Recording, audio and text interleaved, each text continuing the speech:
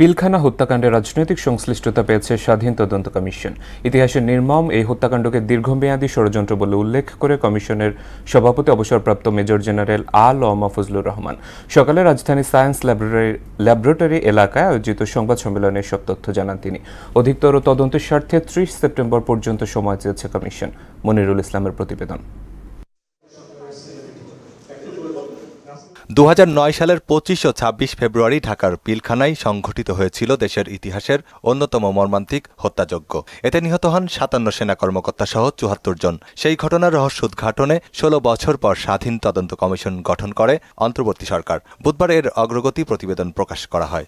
Commission ইতিমধ্যে আরও বেশ কিছু অগ্রগতি অর্জন করেছে, যা আপনাদের সাথে এই তৃতীয় সংবাদ সম্মেলনের মাধ্যমে উপস্থাপন করা হচ্ছে।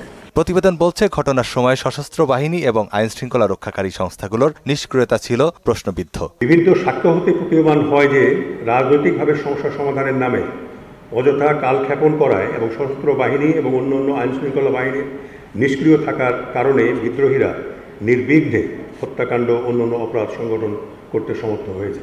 কমিশন বলছে, সেদিন সকাল থেকেই আটকে পড়া সেনা কর্মকর্তাদের উদ্ধারে কোনো ব্যবস্থাই নেওয়া হয়নি। চরম ব্যর্থতার পরিচয় দেয় গোয়েন্দা সংস্থাগুলো। এমনকি আলামত ধ্বংস এবং ঘটনাকে ভিন্ন খাতে প্রবাহিত করার চেষ্টা হয়েছে বলেও জানান কমিশন প্রধান। ২৫ ফেব্রুয়ারি সকাল থেকেই পিলখানার ভিতরে আটকে পড়া অফিসার ও তাদের পরিবারের সদস্যদের বারংবার অনুরোধ ও আকুতি সত্ত্বেও কোনো ব্যবস্থা নেওয়া হয়নি।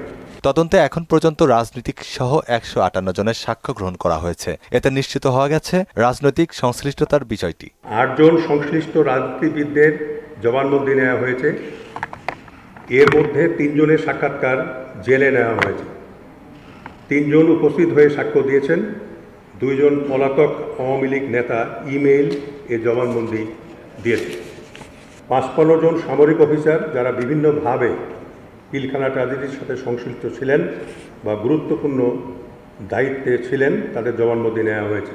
প্রাপ্ত তথ্য উপাত্ত থেকে তৎকালীন রাজনৈতিক নেতৃবৃন্দের নানা মাত্রায় সংশ্লিষ্টতার যথেষ্ট তথ্য প্রমাণ পাওয়া গেছে এবং বর্তমানে তথ্য প্রমাণ যাচাই বাছাইয়ের কাজ চলছে।